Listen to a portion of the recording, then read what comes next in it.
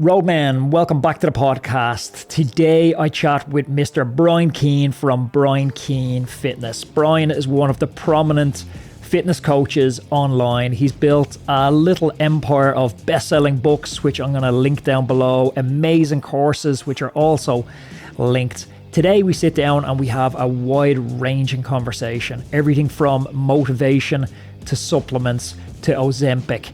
Whether you're an endurance athlete or a hardcore cyclist, you're going to get an awful lot from this conversation. Welcome to the podcast, Mr. Brian Keane.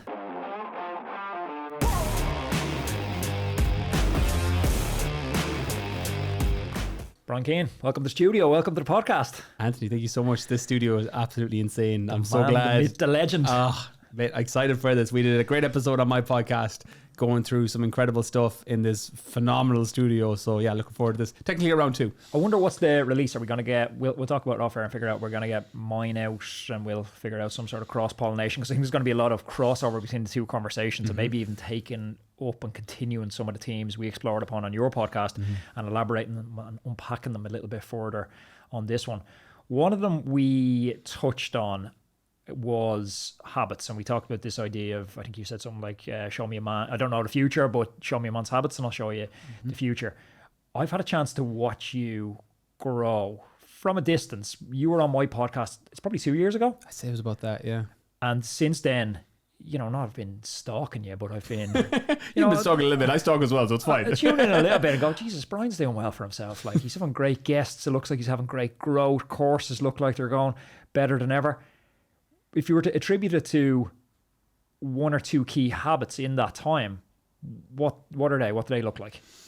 Over the last 2 years in specific, I think if we go off the last 2 years, because the really unsexy one that everyone will preach is the consistency element. Like, I started the podcast, the Brian Keane podcast, in 2016, and there's been an episode every single Monday for, you know, coming up to 10 years. So that's so unsexy. When someone's like, how do you grow a massive podcast? I'm like, be early and be consistent. 2016 was super early. It was early. It wasn't quite hours in the back early, but it was early. And I was able to kind of platform grab a little bit. So I have people that are obviously new listening to the podcast, and then I've got people that have been there since day one and have been able to grow it from that. The last 2 years in particular, though, it's weird because a lot has changed in the last 2 years. My life has changed dramatically. A couple of big things changed. My dad got sick, then thankfully got better. I was engaged and we broke up. I traveled around. I kind of left some of the more extreme ultra endurance things I was doing to try and focus on a bit more of a longevity approach when it came to my training. So a lot has changed. But I started to meditate over the last 2 years, which has actually really helped with business, because, you know, you had a great line right before we came on air. I think it's from Viktor Frankl, that in the space between stimulus and response, in the gap between stimulus and response, there's a space, and in that space we get a choice. What meditation has allowed me to do is allowed me to get very clear on what I should be doing and who I should be serving, because I have a little bit of shiny object syndrome. It's probably the best thing about my personality, but also the worst thing, that ADHD. I have it with training. Like, you look at my training, I'm doing high rocks, I'm doing bodybuilding, I'm doing S&C, I'm playing football, I'm playing soccer, I'm jumping around, I'm cycling, I'm doing a lot of different things because I get really bad training ADHD and get really bored if I don't mix it up. Same thing can happen in business, where I will jump around in a lot of different things. And what meditation over the last 2 years has allowed me to get clearer on is who I should be serving, how I should be serving them, and how I should be showing up. So I actually look like I'm doing a lot more online and doing a lot more than I am. And don't get me wrong, I'm good with time management and I'm extremely good with energy management. So I'm able to get really good podcast guests because of our filtering process. I know who's listening to the podcast, so it makes it easier to filter. Same with my mentorships, my consulting for business. I have a pull style marketing. I don't cold DM people. I don't message people to tell them to work with me. It's those who have already decided through listening to my content, reading my books, that's the coach I want for business, or that's the coach I want for fitness. That's the program I want to do because Brian's created it. They're the people that are coming into my ecosystem. So what that's doing is giving me a lot of options and choice, because I have that financial freedom to reinvest it back in if I want to, into areas that I want to grow. And meditation's been kind of the foundation for that, because instead of getting shiny object and going, I'm going to build this, I'm going to build that, I double down on the things that are working. I put everything through the filter of, will this nourish me or will this deplete me? And then the things that are nourishing me I do more of, and the things that are depleting me I do less of, and that leads to just more output over time. Yeah, so many people refuse to lean into where their competitive advantage is. Like my competitive advantage is in cycling. That comes a little bit easier. I'm a better network there. I have maybe a little bit of talent there. I've spent a lot of time there. The easy thing for me isn't to recreate this into a triathlon podcast or a running podcast. It's to stay on cycling, but you need it's a unique mindset that can, because I almost feel like growth's like or building a business is like that attention curve where it's high at the start, it's high at the end because you're close to getting that big exit or wherever that shiny object is. But the middle is the real dip off, unglamorous part. And meditation's a tool that I've heard a lot of people talking about, and I've dabbled with it, and I've even tried to force myself through like sensory deprivation tanks. Have you tried these? Yeah, they're amazing. I love them. Brilliant. But I feel like that's almost a little bit of a cop out for meditation. It's like you're not disciplined enough to actually meditate. You need to enforce like a constraint on you to meditate. How do I transition from, having a dabbling interest in meditation too? Because I've heard it's so transformative from so many people, but I've never actually just managed to get it as a solid practice. Yeah, I think what you're doing, understanding what you should feel and the target you're trying to hit is the most important thing. And what a sensory deprivation tank or a float tank can do, it can show you what it's like to be in a very meditative state. It's kind of like using a pre-workout or caffeine before a long bike ride or a gym session. It shows you how fast you can go, how much power you can go because of the stimulant. And it shows you how much you can lift in the gym because of the pre-workout in your system. It's not that you've now become a lifter that goes from squatting 100 kilos to 120. The pre-workout made you put 20 kilos on the bar because you're like, give me more weight. I want to go longer. But what it's done is it's set a new normal bar. So at least the target is there, that I can actually hit this under the right conditions.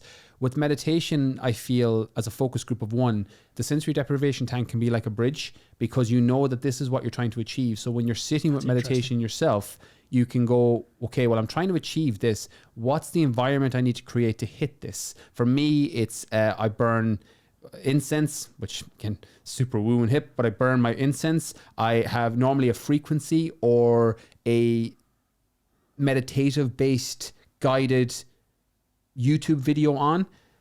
I have something over my eyes, and then I normally have like a lamp in front of me that's a focus point if I take my cap off or my blindfold off, and depending on what I need on the day. I've tried apps. I've tried the Calm app. I've tried Headspace. I tried different guided meditations. I've tried different music. I've tried loads of different things. And it wasn't until I found the thing that worked for me.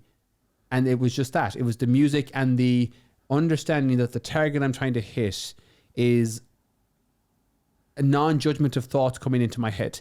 It's kind of like if you're on a riverbank and there's fish jumping by and you're trying to grasp the fish, that's your thoughts. Yeah. And instead of trying to grasp the fish, I just let them jump. And it's hard in the beginning. I think Naval Ravikant had a great line that meditation is like your inbox. You might have 1,000 unopened emails in your inbox, but eventually if you keep opening the emails, i.e. the thoughts coming through, it'll get to inbox 0 and then it becomes easier, and then you just stay on top of inbox 0. That's how it's been for me personally. Yeah, because I hear people talking about, cycling or running is a meditative state. Like for me, it's not. Like I'm very focused on the thing I'm doing, cycling, but that doesn't make it meditative. Like it's mindfulness at best, really. Yeah, you're like, I don't know, when you hit over zone 3 heart rate, you're just on the effort. Like you're not letting anything, it feels like the opposite of meditation. Instead of opening myself to all these thoughts, I'm totally closing myself to any thought, only this single thought of focusing on the effort. You've played around with chemically altered, exploring beyond consciousness a little bit, DMT, ayahuasca. I have done several ayahuascas. I've done not DMT, but I've done Bufo Olivares, which is that's how cool that is. Yeah. So if you think of DMT, the 3 forms that are prominent that people are aware of, and I'm not an expert. This is a focus group of one based on what I've been told by shamans. Ayahuasca is the short form, or the long form, i.e., it's a several hour experience with DMT. DMT then is the moderate form, takes 20 minutes, and Bufo is the extreme version of DMT. So Bufo is the scariest thing I've ever done in my life. So Bufo is fucking terrifying. So what sort of forms of what do you do? So it's like you're smoking a crack pipe. So it's toad venom from the Amazon, and what it does is there's a great book by Michael Pollan, How to Change Your Mind, a book on psychedelics, And he talks about Bufo Oliveras and that. So I'm stealing the line directly from him, that with ayahuasca, there's still a you, there's still an I, there's still a Brian, there's still an Anthony. With Bufo, there's no you. You're returned to the center of the universe, or you return to some other area of consciousness where there's no you. And then you get shot back into the world. And it's fucking terrifying. Now, it's beautiful and incredible because it's a disconnection from reality. Now, with psychedelics and plant medicines, I'm not recommending them. I'm also not an expert on them, because you have people who are saying you're connected in with different frequencies of consciousness. Others are saying that it's chemicals that your brain is just making up itself, and you're able to go on what path you need. But it really doesn't matter if you're getting the healing out of it and the work that you need to work through, the stuff that's holding you back. It doesn't matter how you get to the outcome as long as you get there. But your ayahuasca, your DMT, your Bufo are all on that same path. So I've done ayahuasca and I've done mushrooms a couple of times, and they're incredible experiences if you go in with a good intention and you've got a guided shaman, assuming that you've been pre-qualified to do them. That if you have histories of schizophrenia or histories of mental illness, you should either proceed with caution or avoid them completely. But a good reputable shaman or someone guiding the experience will tell you all that beforehand. Yeah, if you're getting your medical advice off me or you're in a bad spot. Yeah, don't fucking listen to me on medical advice. Definitely don't. Yeah. But were they a response to, like, when I look at your life, it looks super planned out. You're goal orientated, whether it's back to your bodybuilding days or it's building businesses or getting ready for Marathon des Sables. You're very goal orientated. So you have your whole path laid out. You're engaged, you're building your life in Galway. The path ahead, it's pretty clear. You know the direction you're moving. And then whatever happened in your personal life, you and your partner decide to split, you're on a totally different path. Was the ayahuasca meditation, was that to help you make sense of that? Yeah, so my first experience with ayahuasca was 2022. And it was more curiosity to see what the plant would do, how the medicine would work. And I'd listened to lots of podcasts with people speaking about it. It piqued my curiosity. That was my first experience with it. My next experience with it was off the back of a really bad breakup. It was a relationship that just didn't work out. We were engaged, and realistically, I've nothing but a very wonderful person, but completely different versions of what we wanted life to look like. And it didn't make sense to be together on that path.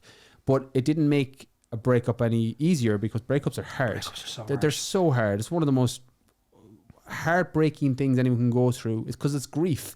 You know, grief of a loved one, grief of a relationship, grief of a version of life that you thought was going to happen for somebody that was supposed to be, or what you thought was going to be a main character in your story that turned out just to be a chapter. That's a very difficult grieving process. It's almost like a debt. Like, you go from seeing, like, my ex-girlfriend, you go from seeing her every single day, every single thing you do is entwined to flick of a switch, and you never see that person again. It's incredible. It's nearly the only thing in life where that happens. Like, you have someone that is, as you said, you see every day, that you're normally quite intimate with every day, and then click of a finger, they're gone. That's why it's so difficult for people. And like, I turned to alcohol, I was fucking smoking way too much weed. I then turned to overtraining. I was just trying to make the pain go away. And it got to the point where I was like, I can't keep doing this. And then I went back to ayahuasca. I remember it was funny because my shamans are in Mallorca in Spain, and I messaged on a Tuesday. So something happened on a Tuesday night with me and my ex-girlfriend that just spun me out of control. We were broken up several months, but I was under the illusion that we were working on things, and just a few things happened that didn't go as planned. And I was cracking up. I was like lying on my bathroom floor, bawling my eyes out, couldn't get up. I just felt fucking destroyed, and that I was just broken into a million different pieces. And for some reason I got up and I messaged my shamans who were in Mallorca. This was on a Tuesday. The retreat was on a Thursday. And when I went in 2022, I did a podcast on my experience. I didn't mention the crowd or the retreat that I was at, but I said, anyone that wants information, send my assistant an email and he'll send them back to you. So they sold out the rest of the year. So I messaged the shamans and I said, do you have any space for Thursday? They were like, is this Brian from the podcast? I said, yeah, we'll find a space. I said, we'll find a space. So I flew out, and then that was my next experience with it again, and helped me move through. And this isn't a recommendation to do ayahuasca if you're going through a grieving process or a breakup. But for me, that's what helped. And it kind of got me from 0 to 1, because ayahuasca, if you're in the right place to receive it, particularly from my experience, focus group of 1, and you trust and surrender to it, it's kind of like having 10 years of therapy with a therapist that knows you better than yourself over a weekend. Yeah. And that can be really transformative and healing if you're in the right place to accept the messages. We still have done so little research, or there's so little supports out there for moving past that end of relationship. I don't think there's a good way to do it. Like, you leaned kind of into alcohol, into, you know, weed. Definitely when I ended my last relationship, my friends would be joking, saying like, you're almost afraid to be on your own. And I was dating like twice a day, every day. Like, I was on flat out on Tinder, so a day is mapped out. And I remember being on a date one time, and I had in the back of my phone, I had a little post-it note with like Monday, and then I'd have my 3 dates for Monday on it, and Tuesday my 3 dates, and I was fiddling with my phone or something, and the little post-it came out. She's like, oh, what's all that? And I'd be like, you know, Monica AM. So it'd be breakfast, lunch, dinner every single day. And looking back, so dysfunctional, but didn't have a framework or an infrastructure for dealing with grief. And, you know, I didn't have a shaman to text. It's so interesting. When you were on my podcast, we talked about self-created prisons around training, around work, around when you were in law. Breakups and the way we react can feel like self-created prisons as well, i.e. the 3 dates a day. For me, it was, you know, drinking too much, smoking too much, training too much, just trying to process the pain. One of the podcasts I did... But almost, sorry to cut across there, but almost process the pain by not allowing yourself to feel the pain. You're just staying busy or dull senses. Let me reframe. I wasn't processing any pain. I was I was trying to not feel the pain. And it was so funny because what you resist persists and what you accept dissolves. And I had a podcast with David Kessler. I don't know if you know David Kessler. No. So he's the world's leading expert on grief. And I had him on the podcast, and he had a great line about, have you ever heard about buffaloes in a storm? No. So in storm conditions, during hurricanes, tornadoes, storms, buffaloes move towards storms because the sooner they get into the eye of the storm, the faster they're through it. And he said grieving is like that. Most people run away from the storm, where when you're trying to grieve, you move towards the storm because it's harder in the beginning, but you move through it quicker. That's a brilliant saying. Buffaloes and storm. I'm definitely going to keep that one. How do you, in that time, because you've different, I love the idea of privacy, because privacy for me means you get to show which version of yourself you want to the appropriate person. I'm a different person with my fiance Sarah than I am with my parents, than I am on the podcast. So it's selective curation of your life's news feed is privacy for me. But you kept a lot of this, from what I can see, off your social feeds. How do you stop it infecting your mindset when it comes to work and sport? Like, does self-doubt start to creep in, and, you know, am I flawed? Am I good enough? Well, I know I'm flawed. So straight off the bat, that makes it easy to come to terms with. I don't think anybody is perfect.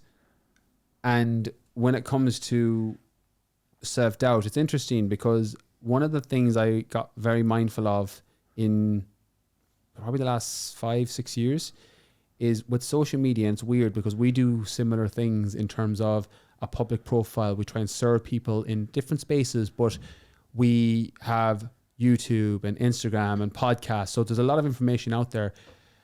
One of my mentors said to me years ago, whatever you give people, they'll take. And one of the things that would have made a breakup horrible would have been having to do it publicly. Yeah. But I never put my fiance, and I've got a new girlfriend now who's incredible. Like, so grateful for the experience in that relationship because it leads you to be curative of who it is you should be with. With my ex-partner, wonderful person, but we never made any sense on paper, ever. Like, you take away the love, that relationship never made any sense. And I didn't know that when you're in it. Similar to when you were on my podcast talking about the businesses that were making you miserable because you were working all the time, doing all these things. You don't realize that you're not happy until you're removed from it and you look back in hindsight. And the seeds of failure, planting trees for future success. I had this when I was a teacher and I set up my own business. I had this in relationship. And during that period of time, the only thing I could say is at least it wasn't public. I don't mind talking about it now from my experience because your mess becomes your message. And I think it's important to speak about it because when I was searching for breakups for men, there was fuck all out there. Very little. Most of it was female based. And not to knock that. There's definitely some benefit that I got from it, but I just wanted a male and a guy to be like, this sucks, but it gets better.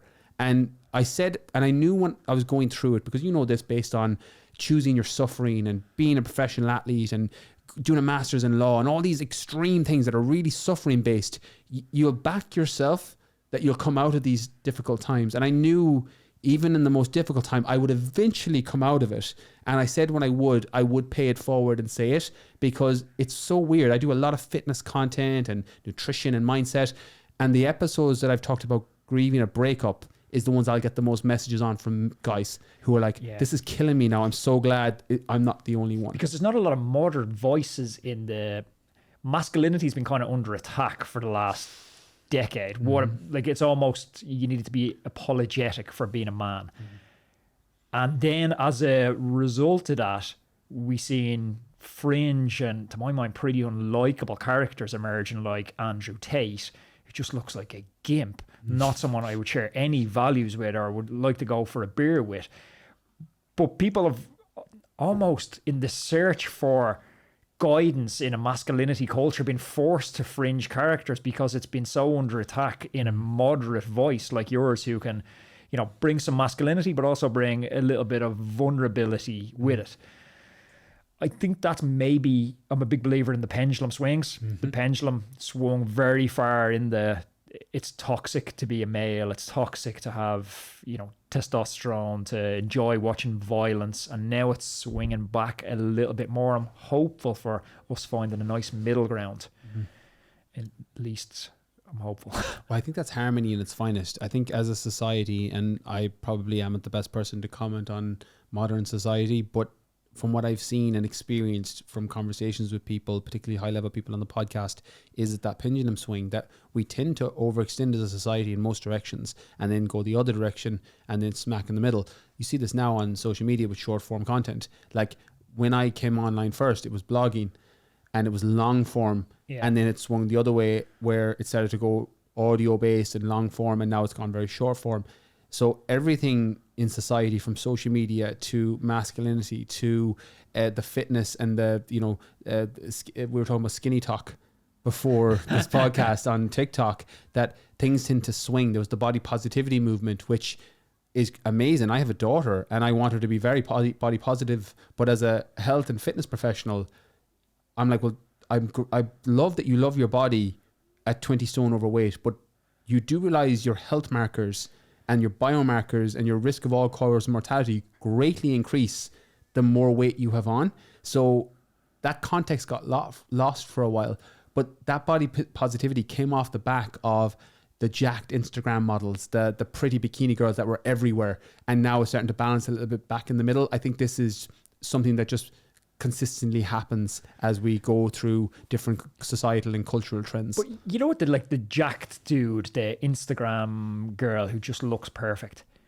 you see that, like, it's putting up unrealistic expectations for people, is the criticism or the counterpoint to that. And as someone who spent, you know, a good part of their life chasing pro sport and high performance, I couldn't disagree with that more. That's a very attainable. Being in very good shape is attainable to almost anyone. Being a top 1% performer in the world in your chosen sport is not attainable. We're into genetics. We're into the 1% of the 1%. The only thing that matters there, really, hard work, it's a given. Diet, nailed, is a given. Sleep, nailed, is a given. That's your starting point. Genetics determine the outcomes there. But if you want to look really good at your top off on the beach, you want to be a bikini model, that's attainable to almost anybody with a good strength and conditioning plan, some cardio built into it, and a strict diet.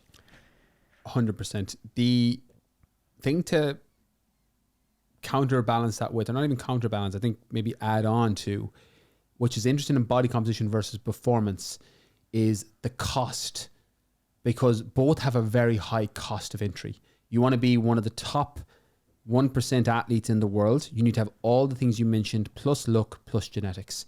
You want to be in great shape, you still need to pay nearly all that cost of saying no, not missing cardio sessions, counting your calories, your macros. That cost, as somebody that lived it, because I was a professional fitness model for 2 years, I competed in bodybuilding shows, and I was miserable. I was miserable. I said this to you on my podcast. In 2015, you go back on that feed, you see me traveling all around the world, you see me sponsored as an athlete, magazines, competitions, pro cards, medals, trophies, and I was miserable. I had serious body dysmorphia. I had unbelievable disordered eating patterns. I was taking enough stimulants that would knock a baby rhinoceros to try and get my fat levels down and keep them down. And all the off and illegal drugs with fat stimulation and fat burning and stimulants and the over-the-counter ones, I had every one of them in my system that I could get my hands on because I needed to maintain low levels of body fat. And I was miserable. I wasn't sleeping. I was anxious. I wasn't happy with my life. Nobody sees that. Nobody saw that during that period because I wasn't giving that information to people. I wasn't letting them see. I wasn't admitting it to myself either. And sometimes when people see the Instagram model or the jacked guy, you don't know what it cost to get them there. And you don't know what their relationship is like to themselves. And there might be some that are in amazing shape and they love their life. Amazing. Follow those people and try and replicate what they did. You're going to be limited based on genetics on how quickly you can do it, but you can get into great shape of your version of what that looks like. But not everyone you see online is going to be like that. Not everything that glitters is gold. We had a period for the entirety of human history where your physique was a reliable indicator of your work ethic, where I could look at you and say, without knowing anything about you, Brian's in shape. He's someone who can delay gratification. He's someone who can show up on a consistent basis, put in work without seeing immediate results. He's someone who is disciplined, is able to not stuff themselves. I think Chris Williamson, who you've had on the podcast, had a quote of, your six pack is a story of all the takeaway you haven't eaten. It's all the nights out you didn't go on. And that's been a reliable signal for us for a long time. And that's quite comforting to have that signal because you can look around and go, I'm with my people. That's the signal. Ozempic has kind of changed that. It's changed our signaling system. And some of the greatest pushback to Ozempic that I've heard so far is from people who are in shape. Because it's lowering their social status. How do you think about Ozempic? That's a great question, especially about the social status, because I never thought about that, because something I had to make peace with several years ago was not putting my self-worth into how my body composition looked and how lean I was or how big I was. So I had to make a lot of peace with that. So interestingly, in a previous version of myself, in a previous 10 years ago, previous life, what it feels like now, my status would have been tied to how I looked, so I would have felt more threatened by something like Ozempic. My thoughts on it are, they echo Johan Hari. So I've had Johan on the podcast 3 times. Johan's phenomenal. Lost Connections is one of my favorite books about mental health. But he wrote a book on Ozempic because he's on the drug. And he's a journalist, multiple times New York Times bestselling author, incredible person. But he wrote about his experience. And with Ozempic, and I read that book to research for the podcast, it opened up my eyes that it's not all bad, because I went into the book and I went into the research that it was all bad. I went in with a fitness professional lens. Yeah. What I started to understand was Ozempic versions of it have been around for a while, and it can be a very good bridge for obese individuals who have exhausted all other methods: training, exercise, nutrition, psychology, coaching, and they just cannot figure out how to get a bit of momentum to get their body fat down. And similar to what I mentioned about the body positivity movement earlier, your all risk health markers of all risk mortality, any health markers, massively decrease or increase depending on the lens based on the amount of weight you have. Ozempic can be a bridge to get people into forming better habits. Yeah. That's the 0.5% of people who it's potentially going to be beneficial for. That's not how it's been used as a majority. It's been mostly used by celebrities, people looking to lose weight in the everyday. Ozempic face, Ozempic body is something that trends quite a lot on social now. That not only is something that's a jab and effectively a medication that we don't know what the long-term effects are going to be, it is also reaffirms that the delayed gratification skill that you talked about earlier doesn't need to get used. And delayed gratification is like a muscle. The more you do it, the stronger it gets and the easier it becomes. Ozempic skips that. And you go straight to the cue of bang, jab, not hungry. Johan was talking about that he still ate the same food. He still ate KFC. He just couldn't eat as much of it because he wasn't hungry. That's really worrying because there's no habitual change, behavioral change around food. I think that's really where the danger is, because Ozempic doesn't mean you go from eating McDonald's 3 times a day to eating chicken, broccoli and rice. It means that you go to eating McDonald's twice a day or once a day, and then your calories are lower and your weight drops off. When people have all the information and the side effects of, you know, metallic taste and reduced sex drive and all these other things that can come with it, do you really want to be skinny or a little bit leaner when you've got all these weird side effects that could potentially come with it? There are questions that are worth asking if it's something you're even considering.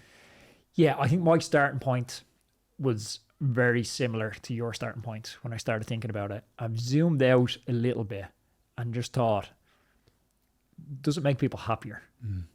And is there a little bit more love in the world? Is there? We talked off air about cycling and how dangerous it is with close passes. A part of that is the close pass. It's not the hate for the cyclists. It's the almost disdain for the life they're living. It's like where we talked about, I was on a road where it just wasn't making me happy. I could see me in another life being that close pass. Fucking cyclists, get out of my way.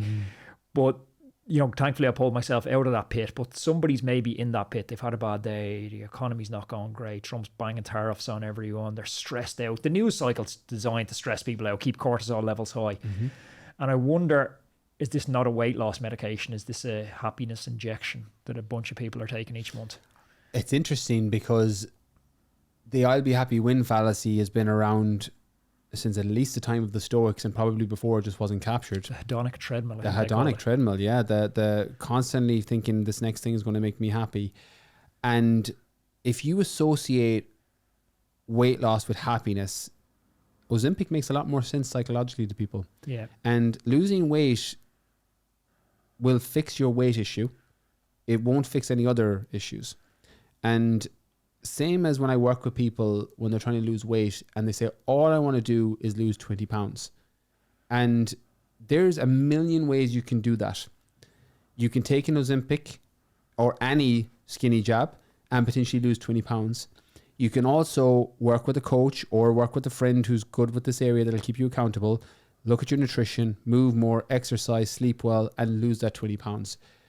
They're the same outcome, but the process was completely different. One built self-esteem and confidence. The other probably did the opposite. So it's not that the weight loss leads to happiness. It's the... I don't know if we were talking about South Park before we went on there. I love Maybe South the Park. greatest. Do you remember the episode with the underpants gnomes? Yes. One of my favorite episodes of all time, talking about capitalism and what is a fake Starbucks coming into South Park. But there's a scene in Underpants Gnomes where the gnomes, stay with us here, the gnomes in South Park are stealing underpants from the people in South Park. And the boys go downstairs and they go, why are you stealing the underpants? And one of them goes, we've got a 3-step plan. Step 1, steal underpants. Step 2, blank. Equals profit. That's what I feel like the Ozempic is with happiness. It's step 1, lose weight. Step 2, blank. Equals happiness.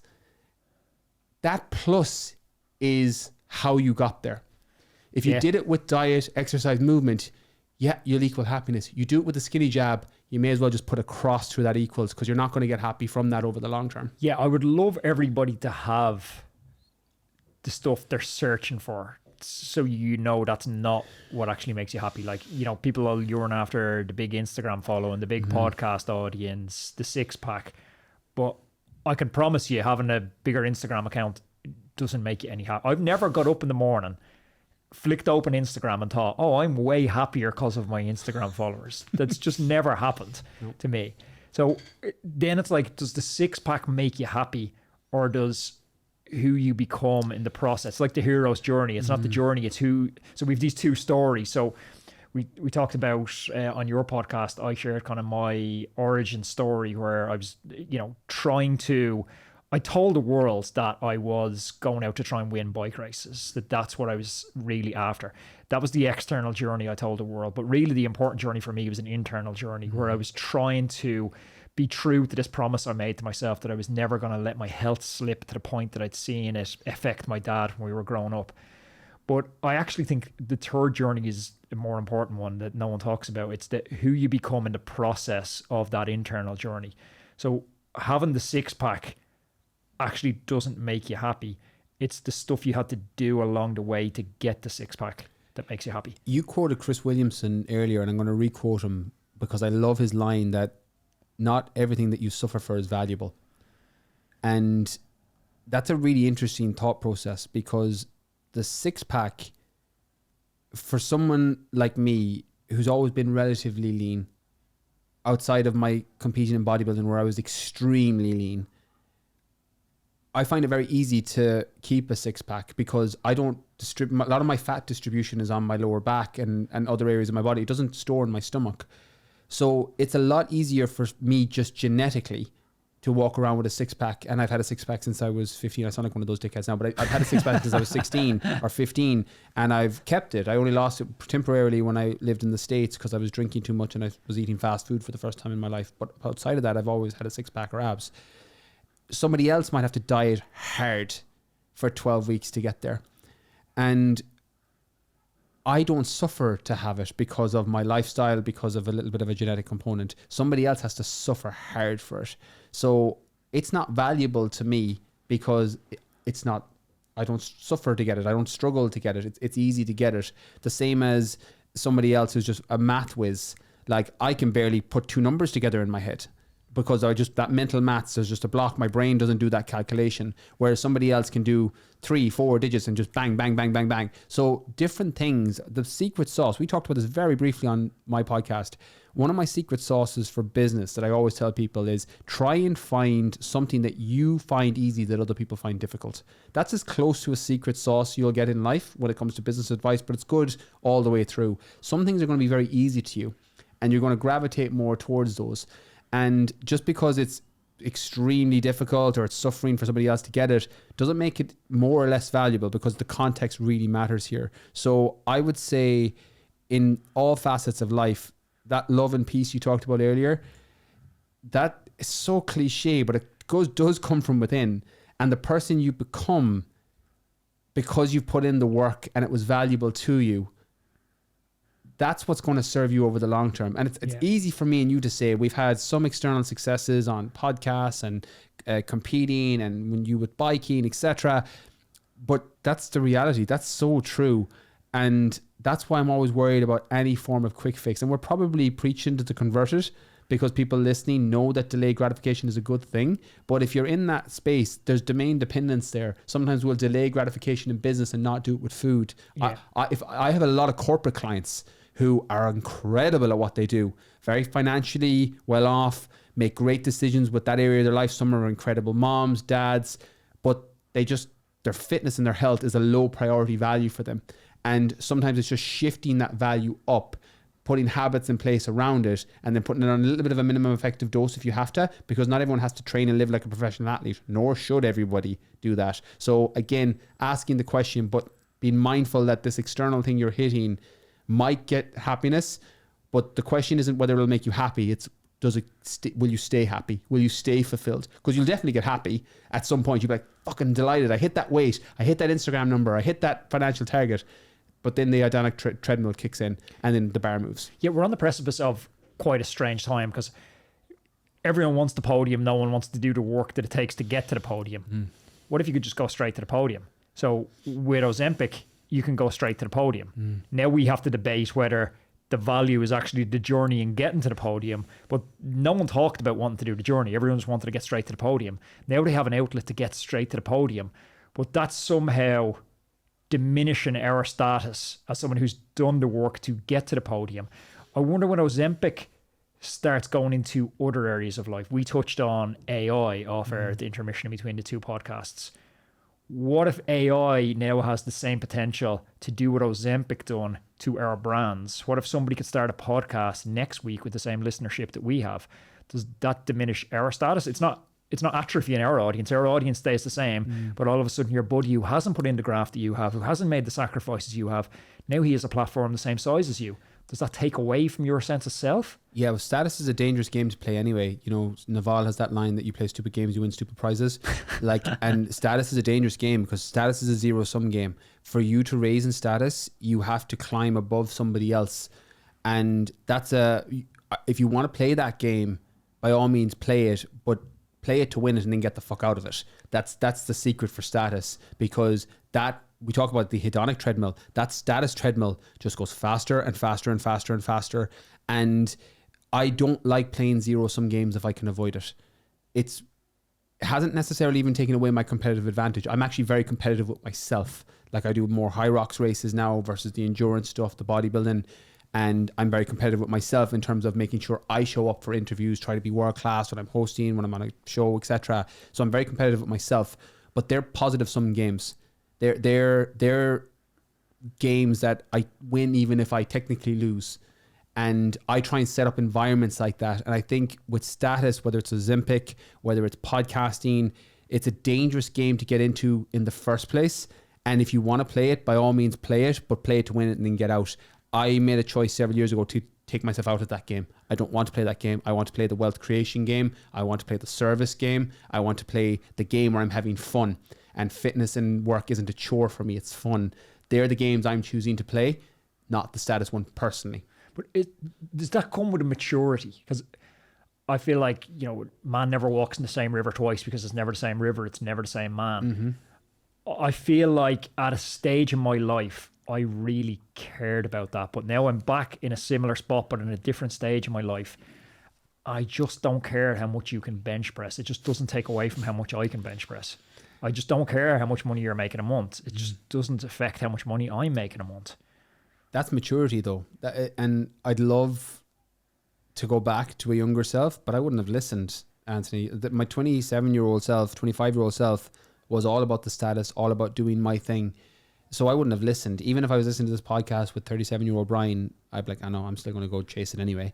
Like, sometimes you have to make your own mistakes. And I asked that question to you on the podcast, that do you think you actually have to get to the edge of your boundary to ask, oh, I'm not feeling fulfilled or happy here?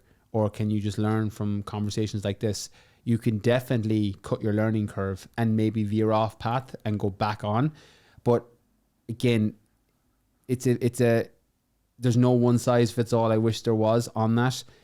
For me, it's 100% came down to maturity. It's the figurative banging your head off a wall so long before you realize you just need to stop banging it, or it's not going to stop hurting. That's what the status game felt like for me, because there's one of my friends said to me, I put in Rewire Your Mindset, my second book, there's always a bigger dick out there. That's his line that I love. Go. Yeah. Brian brought me a copy and all. Yeah, rewriting your story. Go check it out. Like, there's always a bigger dick out there. There's always somebody with a more attractive spouse, more money, more followers, bigger ass, bigger boobs, better six pack, bigger arms, always. And that's why the competition of one on how you're doing, which can also be a dangerous game, don't get me wrong, because if you're comparing against your past self, my past version ran through the Sahara, ran through the Arctic, ran a 100-miler. As I come into a new season, I have to be less judgmental to myself, that I'm like, actually, my knees are hurting and my hips hurt if I do that kind of mileage regularly. And I'm also training hours a day when I have other things that are a higher priority. I have to be very non-judgmental in that. Like, I wouldn't judge a tree's leaves for falling off in autumn. So I need to not judge myself for moving into a different season of life as well. I think everybody's like that. Yeah. Marcus Aurelius has the Meditations, which if anyone hasn't read it, maybe don't read it, read some commentary on it. It's a hard enough read. Mm-hmm. But the basic premise of somebody who had anything you can aspire to have, as many women as you could have, as much riches as, you know, creative outlets, arts, whatever you wanted, flick the fingers, one of the greatest emperors of all time has had it. I kind of had my version of this. The Buddhists have this idea, people come into your life for a reason, a season, or a lifetime. Mm-hmm. And I had someone came into my life for a season, billionaire, got to hang out with him quite intimately for a period of time. And I got to see up close and firsthand how money just doesn't solve the problems. And that probably derailed me from the direction I was going, saying, put everything off, focus solely on financial, because this is the big domino. If you crack financial, You're going to be happy. You're going to be skinny. You're going to have amazing friendships. You're going to have amazing pastimes. I seen someone who would crack this by modern standards almost better than anyone has ever cracked it. Yet he didn't have any of those things that I thought I was chasing. And I'm like, whoa, that's interesting. So I started exploring then, well, what are the other things I've put up on a pedestal that I think if I get that, I'll be happy? And going, actually, there's someone that has that and he's not happy. So then you start to kind of reevaluate what are those big items you're chasing in life. And maybe they're actually not the secret to happiness. I had nearly an identical, even though it wasn't money, but the aha moment was nearly identical. A line I love is that, and we're both very lucky with our financial backgrounds and we've got freedom, and there's definitely a base level of money that people need to feel secure, because the people that talk about money's not important to the people with it, because when you don't have it and you can't, and I've been broke, I went broke twice setting up my business. Like when you can't actually afford food for your table, thankfully it never happened with my daughter, but for me, where I just couldn't wait, I couldn't eat until I got paid again. I was like, I can't go to Sainsbury's when I was in the UK. I was like, I have no money, so I just have to wait till I get paid. So money doesn't solve all your problems, but it solves all your financial problems, and it'll open up a lot of doors. My equivalent of that was when I was doing the Worlds in Vegas in 2015. So it was the Fitness Model World Championships in Vegas, and it was a few months after my daughter was born. And I remember I was over there, and similar to you, I met this guy who I'd been following on Instagram for probably a year at that point, who I really looked up to. He was in the same competition as me. And I was like, oh my God, I was so nervous. Like I was looking at this guy over here. This was when I was at the early stage of my business. I was like, I'm going to talk to him. I'm going to talk to him. And I was like psyching myself up to go talk to him. So this guy was incredible shape. He had 1 million followers on Instagram in 2015, whoa, which is the equivalent of probably 10 or 15 million today. Like Instagram launched in 2012. He was insane. He was one of the biggest. He was a UK guy, one of the biggest in terms of the amount of followers at the time. And I remember thinking, this guy has it all. So I went over and I was chatting to him, and he was lovely, really, really nice guy. But he was telling me about how he was still living in his parents' house and how he couldn't figure out how to make money from his social media, and that he only had a handful of clients for personal training. And I had this moment where I went, fuck, I thought this guy had everything. I thought he'd have money, status, followers, happiness, and he still hadn't figured even the financial side out, the wealth accumulation side out, to monetize his audience. And that's when I stopped putting people on pedestals, because I had this guy up here. If you told me at that moment I could switch lives with this guy before having met him, I would have taken it like that. I wouldn't do that now, because it's weird. Comparison syndrome is really weird, because we compare in vacuums. We think life is a pick and mix, and comparison isn't a pick and mix. If I want to trade my life with you, Anthony, or with Wes, or with anybody out there, insert influencer or person here, I have to take everything. And then I also have to give up all my stuff. I have to give up my daughter. I have to give up my girlfriend. I have to give up my family. I have to give up the work that I love. And I have to take on all the anxieties that other person has. Yes, I can take their bank account, or I can take their body, or I can take their relationship, but I have to take everything, the good, bad, the ugly that's in their life as well. When you look at it with that perspective, you tend to not want to swap as fast. Even for a day. Even for a day. I wouldn't take it. Like, realistically, look how much you love your life, how much I love my life, based on years of trial and error and course correcting and having periods of, I know you had depressive episodes more so than depression. I had depression, like when I was living life massively out of alignment. And I wouldn't go back to that, but also I wouldn't trade it now for anything. I wouldn't trade what's happened. Your mess becomes your message. And sometimes when you're feeling that comparison, you compare in isolation, and that's not helpful either. Putting people on pedestals because we don't see you become the Wizard of Oz. People think it's this big flashy life, but everyone's just the fucking sweaty man behind the curtain. That's how life actually is. And that's a really important perspective to take, so that you can knock yourself out of that comparison mode and knock yourself out of putting people on pedestals. Hey everybody, let's take a quick break to talk about the bike I'll be riding this season, Reap. I've been lucky enough to ride all the top brands in the world over the past few years, but these Reap bikes, they're not the same, and I'll tell you why. Reap is the first company I've seen that isn't chasing sales targets and the mass market. They're chasing something very rare, perfection. Every bike they make, it's crafted in the UK factory, and it's not about slapping a Made in Britain label on a bike from a Chinese factory. It's about control. From the first sketch to the final build, they're hands-on, ensuring that every detail is dialed in. That's very rare in an outsourced world of mass production. What sets them apart is innovation. While others pump out the same old designs, Reap's pushing boundaries. They're not following trends, they're setting trends. Think precision and performance, like an F1 car for the road. Absolutely no compromises. And it shows, and you can feel it when you ride the bikes. These bikes are built for riders who demand the best, whether they're chasing podiums or just want a machine that feels like an extension of your body, a piece of art. It's not hype, it's substance. Ride a Reap for yourself and you're riding something crafted with intent. So if you're serious about cycling, check them out. It's reapbikes.com. I absolutely love my one and I couldn't recommend it highly enough. Back to the show. Yeah, did you take testosterone in your bodybuilding career? I experimented with a lot of different performance enhancing drugs during that period. Some You're not going to name them because you named them take one. I name them in take one, and this is actually a redo, which I never do on podcasts, but I'm very mindful of naming out things that are potentially going to be harmful for people, and performance enhancing drugs are in that bracket because sometimes, and I took them, not my first show, I did my first show natural, and then I went on them after Until the World's in Vegas, and on and off, depending on cycles, most of which were stimulants and fat burners, but again, not naming names because it ends up giving an unintentional prescription for people. And the reason we're doing a take two here is because when you name them out, I need to put my hand up here. When I was in that world, when I would hear influencers or people talking about what they took, that's what gave me ideas on what to take. And we have a responsibility because cycling and bodybuilding, I think, are very heavily drug based. Cycling's moved past it now. Okay. I'm very hopeful for the future of cycling. I have some friends at the highest levels in cycling. They tell me it's possible to win clean. Yeah. With bodybuilding, you can't. Yeah. I remember my first ever show, I came fourth with 30 guys in my first ever show. And I remember talking to the guy who won, and we were backstage and he looked incredible. And I was looking at him going, wow, that guy looks amazing. And then he started telling me his drug cycle. And I remember sitting there in a bathroom looking in a mirror going, fuck. I was like, I haven't done everything I could do to win here. And I remember I came fourth and I was happy. It was my first ever show. Are they legal?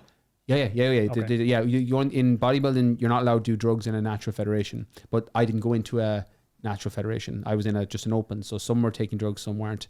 And like I started taking them then literally the next week. I was talking to other guys in the gym who used them and started going down that route.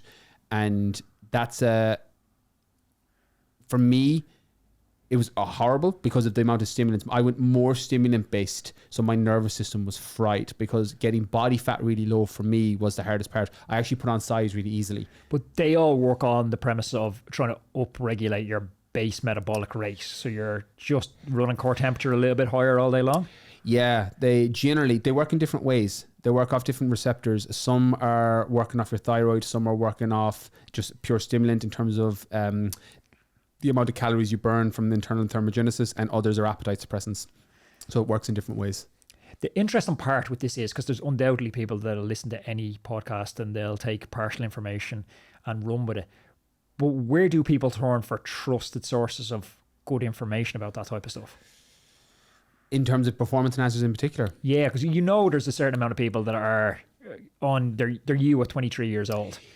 And you try to piece it together. And I'm thinking of the cyclists back in the day who, so many of them passed away with experimentation of EPO, heart rate getting so low that it stopped during the night. And it's similar to how we're seeing fentanyl strips being handed out into nightclubs to test cocaine. It's like, yeah, we all agree you shouldn't be taking cocaine on a night out, but we also don't want people to be penalised with the death penalty for taking cocaine.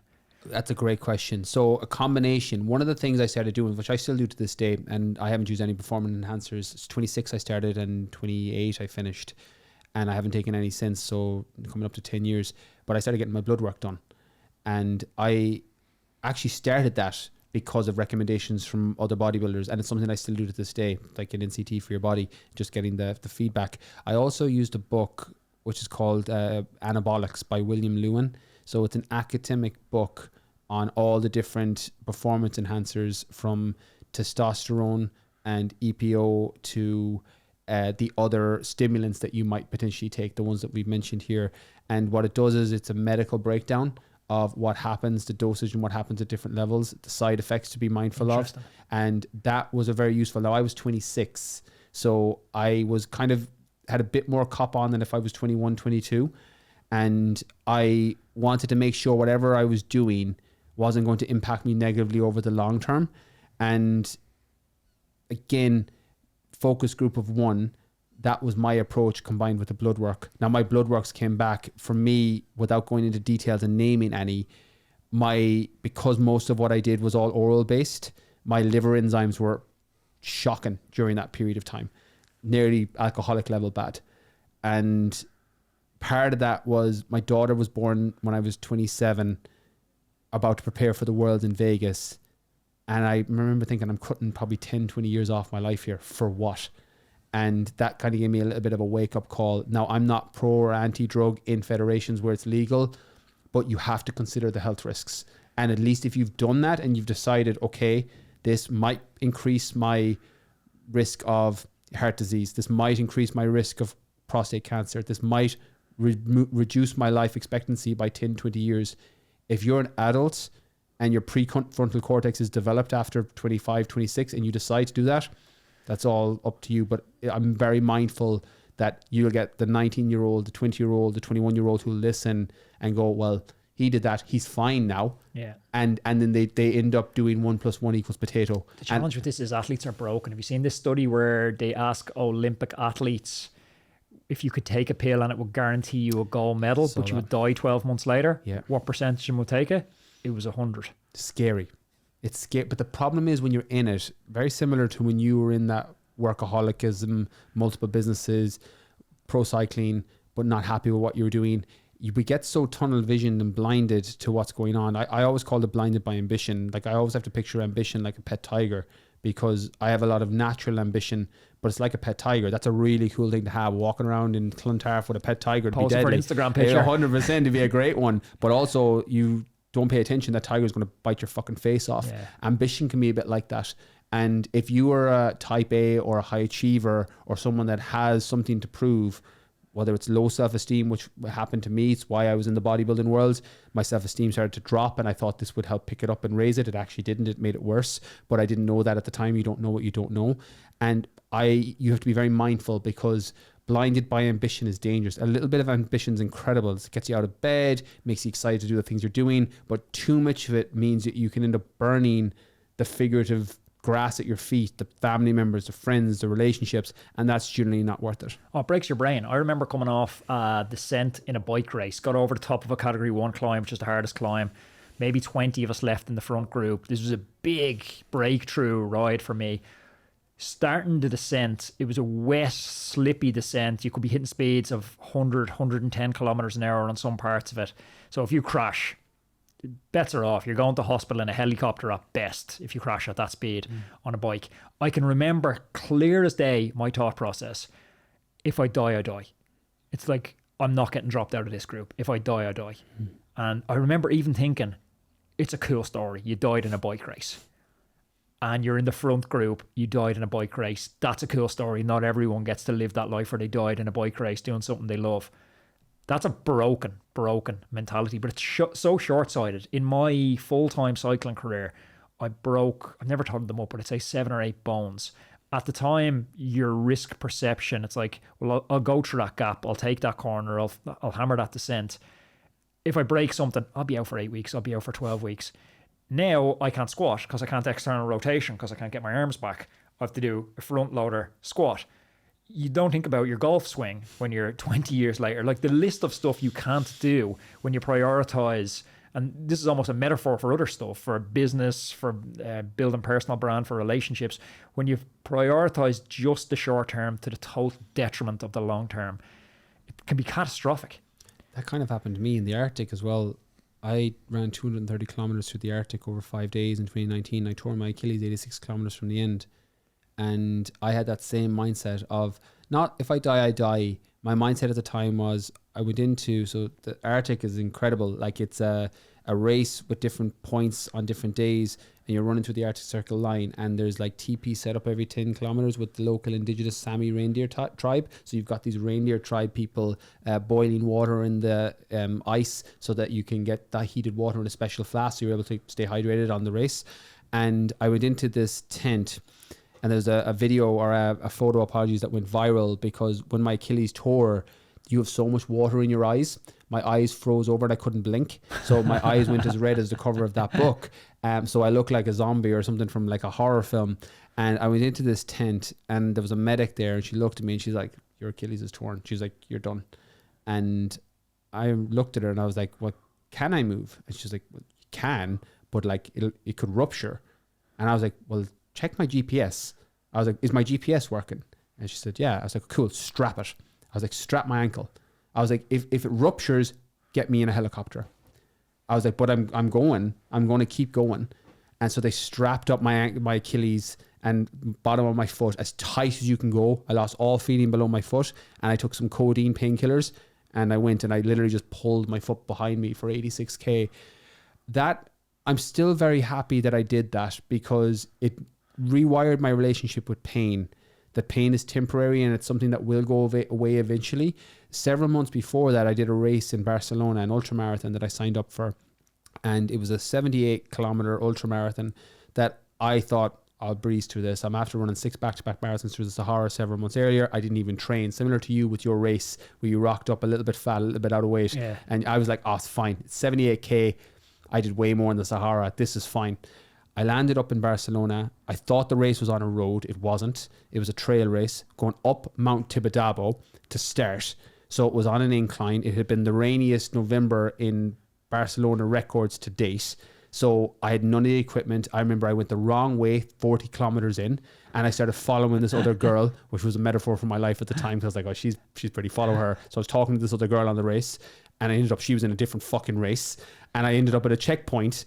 And they're like, you're not part of this race. I'm like, I was like, you're hardly running 2 races here at the same time. They go, no, but if you go back 10K, you can pick back up where you're supposed to be. And I was like, no, fuck this. I was like, I'm out. I was like, this is crap. I was like, the girl's gone. I'm covered in muck and shit from the weather. I'm not enjoying this race. I thought it was on a road. I have my Asics trainers on. I need trail shoes. I'm done. And I went back to the hotel, and what happened to me happens to a lot of people during this period of time. I got showered. I got fed. I was lying on my bed and I went, oh, shit. I was like, I don't feel crap anymore. I feel crap because I left the race, but I don't feel crap that I'm outside, wet, cold, miserable. And I remember thinking, if I approach the Arctic, which was 4 months from then, this same way, I'm going to die in the Arctic. So I started training harder. And when my Achilles tore, I remember how I felt in the bed in Barcelona. That I'm like, I felt like such a shadow of myself. I felt like I let myself down and everybody else down, although everyone else doesn't care. They just care how you are with them. But at the time, that was my language. So when my Achilles tore, I was using that as an anchor point. So although it rewired my relationship with pain and made me realize that all pain is temporary, it still bothers me. I do high rocks now. It's 8K and my Achilles will still flare up. So similar to you, sometimes the price is worth paying and I wouldn't change it. But just know that prices do get paid. And also pain may not be temporary. It may not be temporary. That's true. Most pain, from my experience, I've been lucky enough, most pain, not all, but most in my life has been temporary. And that's like making that judgment like we talked about in the last podcast. It's, you know, you're flicking between states of comfort and discomfort. But the discomfort, you got to make that judgment call. You don't want the discomfort to be a life-changing discomfort. You know, if you lost your foot there, that's not a price worth paying. No. I spoke with Michael Esther. We talked about him on the podcast, but I'm thinking about him again because he gave me a great lesson from his time in the Antarctic. He flew in on multiple flights to get, I think he lives in Vegas, so he had multiple flights to get there, but the last flight was on this shitty twin engine plane. He said he was coming in, he said it was bumpy rides. He got some poxy packet of peanuts and a bottled water, which was warm. He said there's a little entertainment system on front. He said audio was terrible and they had 2 movies on it. So he's used to flying first class. He's pretty bougie. He's had some New York Times bestsellers. Said he was on the plane, cramped, no leg room, hating life. Like, this is the worst plane I've ever been on. What am I doing here? I hate this. Then he got to the Antarctic, and he explained that it's just life is just so difficult out there. From where they'd set up camp for him to even get water, he had to hike down this hill, get the water, dig, get the water, snow, bring it back up, boil it. Okay, there. So an hour after him thinking, I'd love a cup of water, he finally has his cup of water. So he'd be sitting around the campfire, like absolutely nothing to do. And he'd be reading the back of a Cliff Bar to entertain himself, going, Cliff Bar made by a dude called Cliff. That's interesting. Shockingly bored. Never known boredom like it. So he was there. I think he spent a few months there. Trip finishes. He gets back onto the airplane. He sits down on the airplane and he said, they've movies on this thing? Yeah. Phenomenal. You can get water in a bottle? Yeah, a little bit warm. Phenomenal. Give me some peanuts in a bag. All I have to do is ring a bell and someone arrives with peanuts. The exact same experience viewed through a different lens totally changed his perception of it. What I got from that is maybe you don't have to go and live the experience if you live with gratitude. Do you think you need to live the experience, or do you think you can cultivate the gratitude in a vacuum? I love that question. I think you can cultivate the gratitude in a vacuum, but I've had experiences that kind of forced me to view it differently. When I was in the Sahara doing the 6 back-to-back marathons for the Marathon des Sables, on day 3 or day 4, I can't remember which day it was, there was a sandstorm. So in Marathon des Sables, it's all self-sufficient. So you carry all your food, all your equipment on your back. You've got a venom pump within arm's reach in case you get bitten by a snake. So everything is self-sufficient, except they'll give you water at the checkpoints. Now that water is rationed. If you spill it, it's gone. So you have to wait until the next day to get more water. So you mind that like it's your firstborn child. And this sandstorm hit, and you're in a tent with, it was 8 other guys, and I'd never been in a sandstorm before. I've never been in one. Yeah, so Sounds a sandstorm is, it kind of is like you'd see in the movies. It's a vicious wind, but it's all sand, so you can't see anything.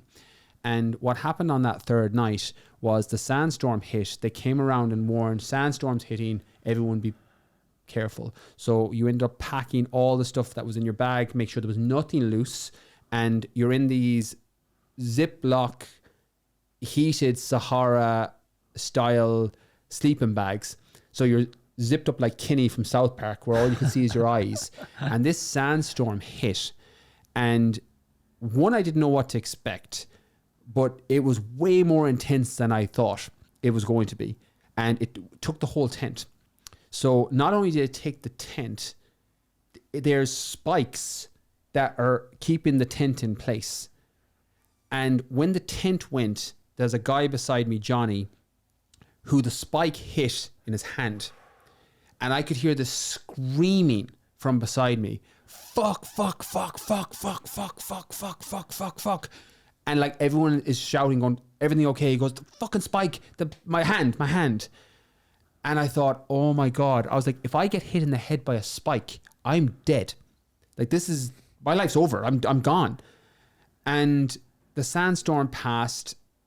Everything was blown away that wasn't lied on top of.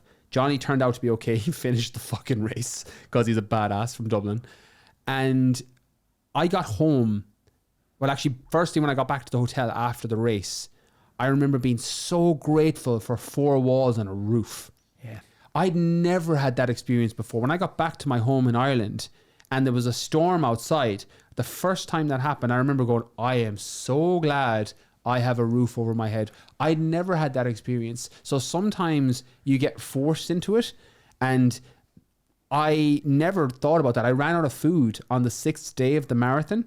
Thankfully, the other racers, so like I'm not built, I'm 5'8", built like a little hobbit. Like, I'm not built for ultra marathons. I'm quite short, stocky, bodybuildery build. So I was starving, and I ate all my food after 5 days that I had prepared for 6. Thankfully, some of the ultra runners gave me some of their food. It was the same with my first bowl of porridge. I remember just being so happy that I'm like, I'm hungry. I have food here. And people that live below the poverty line for long periods of time experience this, hence why they're so grateful for the little things that happen as they move forward in life. And you don't have to experience the Sahara or the Antarctic or anything extreme to get that. But to say it doesn't help would also be a lie, because for me, it definitely did. Let's take a little bit of a U-turn, an off-ramp. I couldn't have the strength and conditioning guru on the podcast without picking your brain on some strength and conditioning stuff. I've been stepping into the gym more in the past couple of months. For a long time, I was optimizing purely for performance on the bike. Then I never really questioned what I was optimizing for. I just continued the same habits that I had for when I was optimizing for performance, but scaled them back a little bit. So I was still just riding the bike, but just riding the bike less than when I was a full-time athlete. I never started to look at, okay, now I'm not optimizing for performance, now I'm optimizing for health. And is there a different set of habits and activities that should go into that? And I've stepped into the gym as part of this new analysis, and there's a billion fitness and gym influencers out there, and there's a lot of fluff, there's a lot of fads, there's a million exercises you could do, single arm isolated cable pulls, standing on a Swiss ball, one hand behind your back, juggling a ball. I'm watching a bit of Dr. Mike Israetel where he critiques on YouTube. Have you seen his stuff where he's critiquing he'll take Mark Wahlberg's getting ready for Sniper, here's his workout, and his PT will walk you through exactly what Mark Wahlberg done, and you're just like, absolute nonsense. Why is he wearing gardening gloves? This is absolute nonsense. But if you were stuck on an island, what's the 3 to 5 foundational exercises for strength and performance? It's the compound lifts. It's the most unsexy and obvious answer, but the basics are the basics for a reason. You don't try and build a house without a foundation. You can't build a body or strength or performance without the foundational movements. Squat, deadlift, pull up, bench press, military overhead press, or a variation of those movements. That's it. Rinse and repeat. It's unsexy, but it's the reality. The basics are the basics for a reason, and how you do them in the gym depends on the goal. If you're trying to build up more endurance, if you're trying to get stronger, if you're trying to build muscle, how you set that up at a program depends on the context. But if I'm on a desert island and I've got access to a barbell or dumbbells, they're the movements I'm doing. Professor Stephen Seiler is quite a renowned sports physiologist in the endurance community, specifically in the cycling community, and I had a good conversation with him where he talked about there's 3 levers you can pull when it comes to training. You can pull frequency, you can pull duration, and you can pull intensity. That's all a cycling training plan is. It's manipulation of those 3 levers. Does that same analysis apply into the gym? And if so, how do we think about pulling those levers? Depends on the goal again. If you're looking to get fitness up fast, you're really playing with intensity. If you're looking to just build up aerobic fitness so that you're able to, have a better performance on basic things like runs and cycles, you're going to go more endurance. Okay, maybe let's go more specific on it. So I'll ask a tangible. So you're a 35 to 45-year-old male who's neglected strength training for quite a long time. Now you're coming into the gym. You still care about performance, but you're hoping that performance is downstream from health. So you're trying to optimize for health, strength in the gym. You've 2 to maximum 3 hours a week in the gym. You still want to be good in your chosen sport, whether it's cycling, running, or Gaelic or football, but you want gym to be supportive of that. I love that because the context really helps. I would still keep the compound lifts just because of the time sensitivity. If you've got 5, 6, 7, 8 hours a week to train, you can obviously go with your single arm, cable, Swiss ball, row, juggle, curl, or not. With the few hours a week and you're training, assuming you can get to the gym 3 times a week, you're probably going to do something like an upper body, lower body, full body split, or maybe a push-pull leg split. Is that the way? Yeah, that's what I wondered. Is it 3 full body days, or would you do the bodybuilder split? It's not necessarily a bodybuilder split. It's more of an optimization split. So doing 3 full body workouts potentially works. It's just that you have to get a little bit more nuanced with what you do in those 3 days. I wouldn't repeat the 3 same days. Okay. I would do a squat on one day. I would do a lunge on another day. I would do something potentially machine based on another day so that you're able to increase the load without the risk of injury. I would do a row on one day. I would do a pull up on another day. I would do something cable based with a rope so that you're getting a little bit of secondary movers in there as well. And then I would base the full day workouts on that. The problem is time is an issue, because if you think about warm up, what I love about push pull legs, so push is like push muscle groups, so like say chest, triceps, shoulders, pull is back, rear delts, biceps, legs or lower body for the most part. the warm-up time doubles over, so you don't have to spend as much time in the gym. If you're training chest, your shoulders are a secondary mover, front delts particularly, so they're already warming up on that movement, so you can go straight into shoulders. And then your triceps are also warmed up, so you don't have to spend an extra 10 minutes warming up each muscle group you're training. That's why I like it as a base, just because of time. You can go in 45, 50 minutes and hit those 3 muscle groups. With upper body, and if you're doing full body, this becomes even more difficult. If you think about it logically, if you're doing squats, you have to do several sets to warm up. If you're doing back, you then have to warm up your back and then do your normal sets. You then have to do chest and warm up, and it's just more time. So in terms of efficiency, I like push-pull legs and then based around the compound lifts. How important is the specificity in the warm-up? So for my sessions, I'm trying to generally just arrive relatively, like keeping the core body pretty warm there. Heating's on in the car, I'm well wrapped up, going into the gym, doing 5 to 10 minutes light cardio just to get warm. And then if I'm deadlifting, I'm doing first set super light deadlifting, 6 to 8 reps, and then really getting into my main set of 3 sets of 6 to 8 deadlifts. And then I'm onto my squats. I'm doing 1 super light warm up weight and then my 3 sets. Do I need to be going more elaborate on my warm up? It's important to split the warm up into 2 different things. Core temperature warm up is different from muscle group warm up. So core temperature warm up is what you've mentioned there, just getting your body warm, going on a cross trainer or a rower, etc. Same as if you're in a hot country, your core temperature is already elevated. If it's November in Ireland and it's freezing, you have to get your core temperature up, because if you start to load a muscle that's cold, its risk of tearing greatly increases. You also have specific muscle group warm up is what you're doing from the sounds of it, where you're doing that light set movement pattern, getting your nervous system ready to perform that activity, deadlift, squat, etc.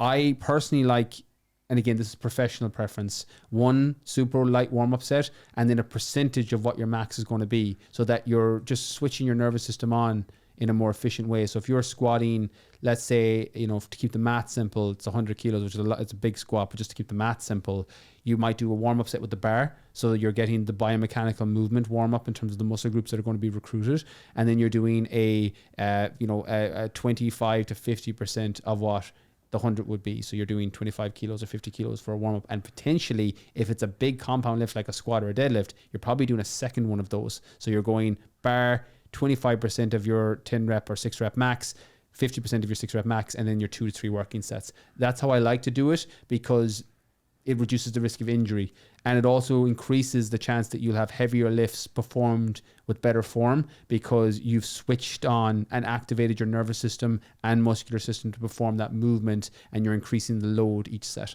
And I assume at some point there's a tipping point where you're actually taken away from, because you're trying to minimize fatigue while still warming up, but at a certain point you're taking fatigue in the warm up, which is now detracting from your main set lift. And that's where you play around then with your warm up sets. So you might not go even to 50%. You might actually just keep it on 25 and do it twice, and then have a longer rest period in between. Depends on the goal. If the goal is strength, you're obviously going to have longer rest periods, so your recovery is going to be higher.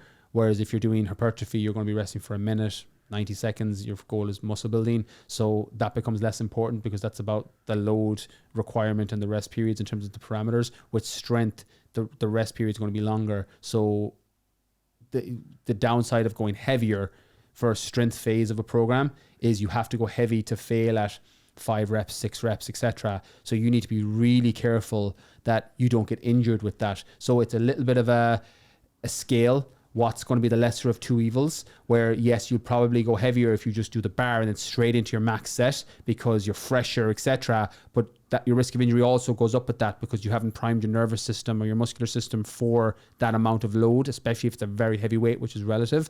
So it's a little bit of a, where do you take the trade-off? I look at some big data on endurance sports and what determines long-term success outcomes. If you were to pin it down to one key attribute that determines long-term success outcomes, it's frequency. The thing that most often undermines frequency, it's intensity. So someone does too much intensity, now they get injured, they get sick, they get burnt out, and now they can't get the frequency. So what actually matters much more than your ceiling is your floor. So you don't want to have weeks where you're doing zero. You want to keep the zeros off the scorecard, because the zero on the scorecard contributes on the downside much more than the 80 or 90 contributes on the upside. So it's really unsexy, like we talk about that, just consistently. Where's that balance in that keeping zeros off the scorecard with trying to hit max lifts, like 1-2 rep stuff?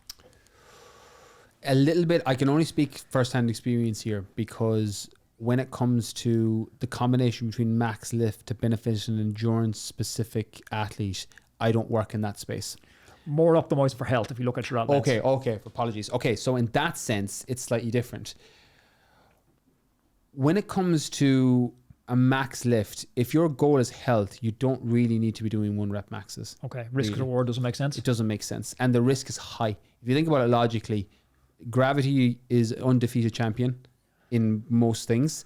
And a squat, the downside is very high.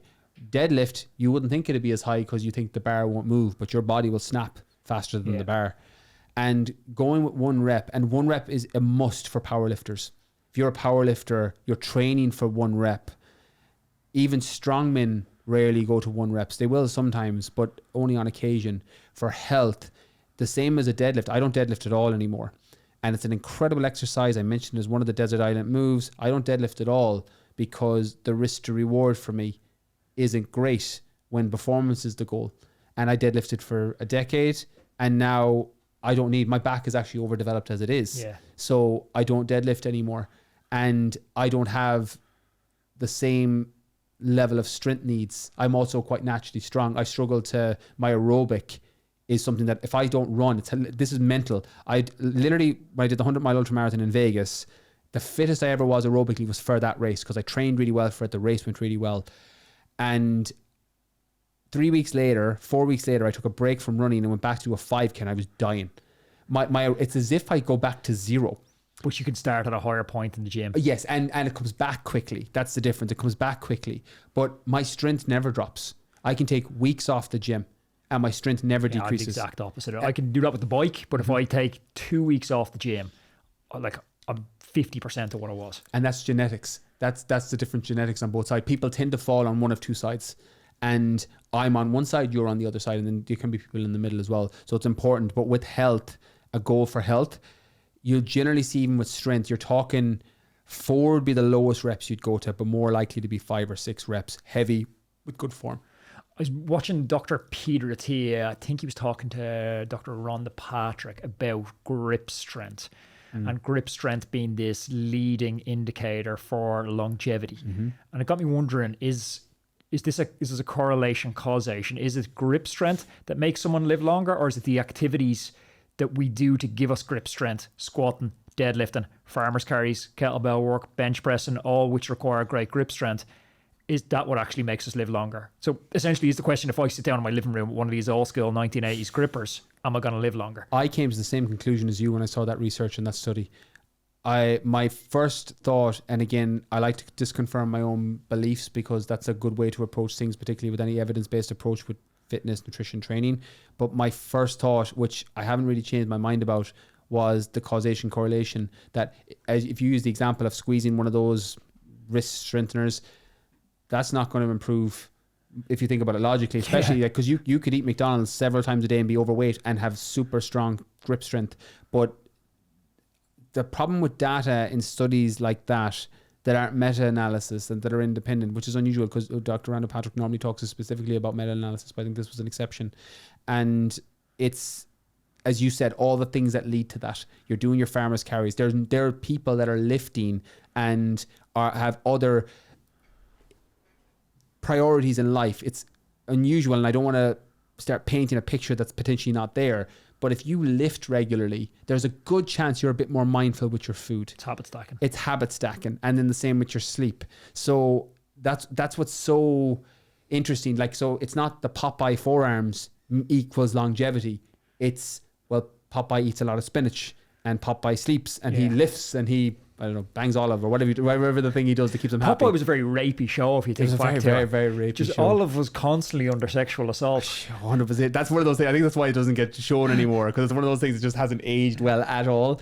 I've noticed grip strength for me though is a limiter. I had a friend of mine who's a big S&C guy come down to the gym with me, and I'm deadlifting like around 100 kg at the moment, and he was like, you can deadlift way more than that, your grip's just giving up. Yeah. So grip strength, while it might not be the tip of the spear for driving longevity, at some point it can be a limiter for us doing the activities which give us the longevity.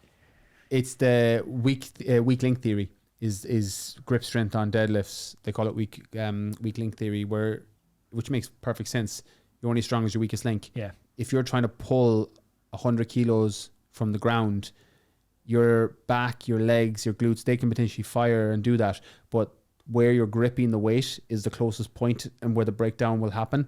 That's why you see a lot of people using wraps and things along those lines, because you can still increase the load and it's not using the weakest point, because in theory you could probably do 120, 140, 150, but if you can't grip it, it doesn't matter. But unless you're trying to max out a deadlift, I would argue it doesn't. Also, you can do like mixed grip. Yeah, I've started on the mixed grip. Which helps a lot, yeah.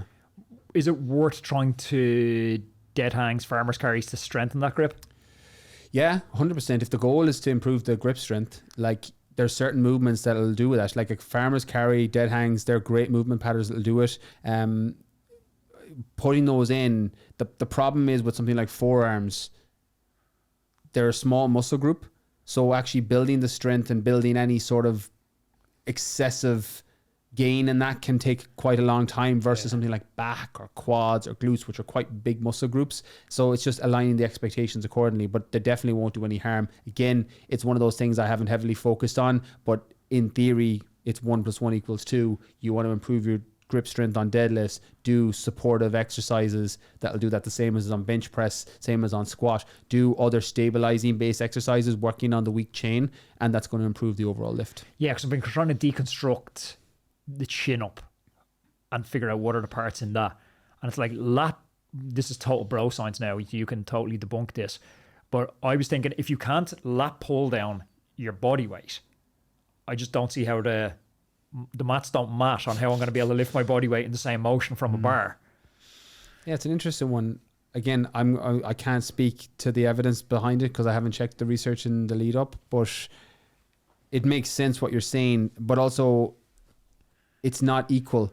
So just because I can lat pull down 120 kilos 10 times, in theory means I should be able to do 15 strict pull-ups based on the math of an 80 kilo body, 85 kilo body. That's normally not what happens. You get people that will be able to do a machine. Machines are really, and lat pull down is a machine, but other machines like presses or leg press is the one that tends to really get people. People are like, oh, I did 120 on the leg press. I'll do 120 on a squat, and then bang. Too many supporting muscles there. All the stabilizers. You're not using any of the stabilizers. You're stuck into a machine. Machines, although have a place, and if you're a bodybuilder, they're really good for isolation, but machines were designed for muscle rehabilitation. Yeah. So that's what they're for. So if you're trying to build overall longevity, health, and just general fitness, compound lifts or mostly barbells, kettlebells, dumbbells, free weights are going to give you a better bang for your buck. How do you approach body recomposition? Someone who wants to drop a weight and add strength at the same time. Training and nutrition. So when it comes to body composition or recomposition, that's mostly nutrition. If it's weight loss and fat loss. So weight loss is a different thing to fat loss. Fat loss is reducing the amount of adipose tissue fat in your body. Weight loss is reducing the numbers on a scale. So they're not always going to be the same thing. So it's important, if you're following a strength-based program, you might be reducing body fat and building lean muscle tissue, which means that the weight won't stay or won't go down. It might stay the same. That's really common. That's body recomposition versus weight loss. When fat loss is the goal, it's nutrition overall, but it's not only nutrition. So you control calories, you control your macros potentially, make sure you're getting everything you need, your nutrient density in your food, your calorie deficit in some shape or form, or you don't have to, you can lose body fat in a maintenance as well. And you can lose body fat in a surplus. It's just harder because you can increase your metabolic rate. There's two ways to lose body fat. One is controlling calories. It's thermogenesis 101. you eat less calories than your body needs, and it taps into store fat for fuel. That's one way. The second is you increase your metabolic rate. So you're burning more calories while you're resting. They're the two ways of doing it. One is control of nutrition. The other is effectively making money while you sleep. It's burning calories while you rest. You do that with your strength training, resistance training, etc. So they're the two ways to burn body fat. In the fitness industry, you hear calorie deficit, calorie deficit, calorie deficit, calorie deficit, and there's truth to that for sure, but it's not the only way. So it's important for that caveat. Also, it's not all about controlling for calories. If you use really poor quality foods and your macro splits all over the place and your hormonal function isn't optimized and you're not sleeping well, even if you control the calories, you might potentially have a weight loss or fat loss stall or potentially increase it. So context matters as well. I've heard muscle described as all of us in our working life, we try and squirrel some amount of money into a pension fund until at 65, you hope you've squirreled away enough money that you can live from 65 to your death as comfortable as possible. I've heard muscle is a similar gain where you need to be putting on as much muscle as you can until you hit about the age of 50 because it gets difficult to build muscle after that. At that point, you kind of are where you are. You're not earning any more muscle. And now you have to hope you can hang on to enough muscle to maintain standard of life, the exercise you like to do until your deathbed. Do you agree with that? And should everyone be in the gym then? For longevity, yes. Yeah, it's a health pension. You're investing in your health pension that way. With the decrease in muscle tissue, and it's actually disturbing how accurate this is across the board, how much muscle we tend to lose post 45, post 50, post 55, post 60. It's not that you can't build muscle in those age ranges. You can. It's just harder. And it takes a lot more effort. So similar to the analogy you gave of saving up money, you can still earn a lot of money in your 50s and 60s, but you're kind of hoping you did most of the work at 20, 30 to 40 to 50 so that you're actually able to retire at 65. Your weight training, resistance training is very, very similar. And when people ask about longevity protocols, and you mentioned Peter Attia earlier, David Sinclair, who I've had on the podcast as well, people who are like leading experts in longevity, the research is really clear on this for the training side, is make sure you're lifting 3 times a week. I had an age reversal expert, Alex Pazio, I can never pronounce his surname. He was on Tom Bilio's Impact Theory, and I came over from mine from there. And he was speaking about the 3-day-a-week protocol. He was like, you do your 3 days a week, you lift heavy, and if you're at the age or don't have the injuries to be able to sprint, do some form of sprint training. It doesn't have to be on a treadmill or outside. It can be on a bike or a cross trainer, but they're the 2 longevity protocols. 3 times a week training, normally compound lifts or lifting something heavy in that 5 to 6 rep range, having a nice break in between so that you're able to do it with perfect form, and then having sprint-based training. They're the 2 studied and long-term approaches for longevity when it comes to the actual training side of things. I love that because we're in this marketing culture of just do this, whether it's, and some of these things are great and they do have some good science behind them, whether it's red light therapy, sauna exposure, cold exposure. But to rob one of your phrases from our first podcast, they're the supplements. That's this stuff on the edges, the foundational stuff. It's not glamorous. It's not sexy. It's like show up 3 times a week. Do really long zone 1, zone 2 stuff. Baseline movement. Some really hard stuff where you're pushing max heart rate, VO2, holding on to as much VO2 as you can. It's, you know, in the cycling endurance world, that's the equivalent of the muscle bank. You're trying to pay into that VO2 bank until you're 50 because that decline is huge after 50. And I'm not sure if you've seen the research on people that break their hip and their likelihood of dying in the next 12 months. It's massive.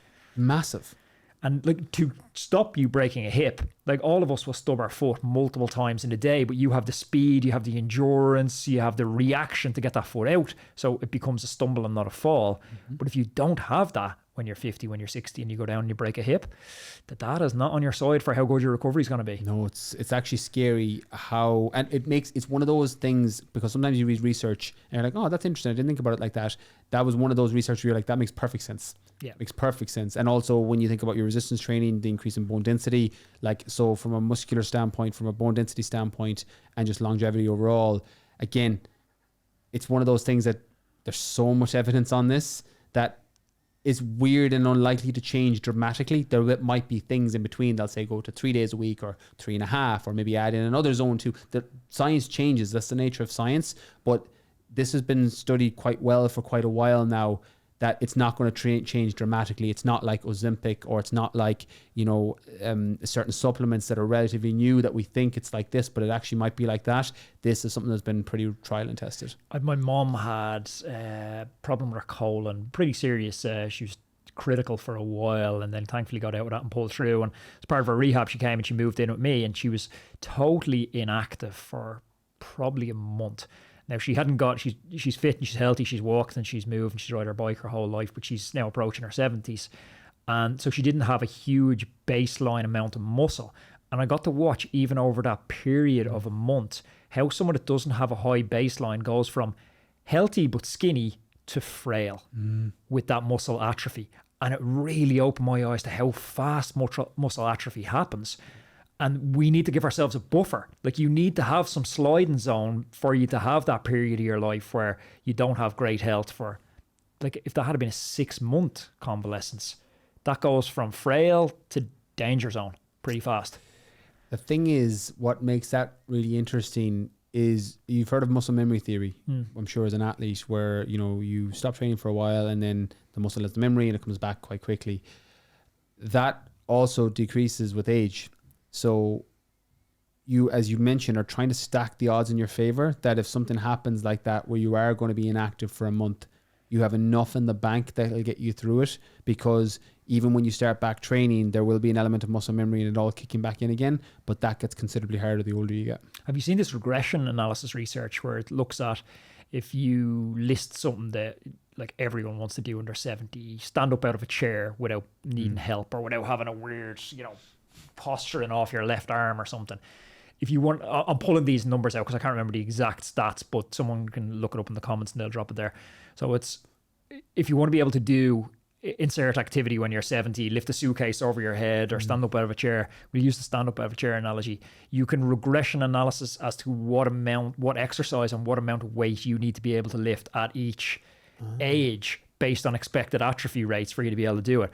And it's shocking. Like, you need to be able to squat like 100 kg at 35, or you're not going to be able to stand up out of a chair at 70. And it's like, when I seen that research, I was like, I can't hit any of those numbers.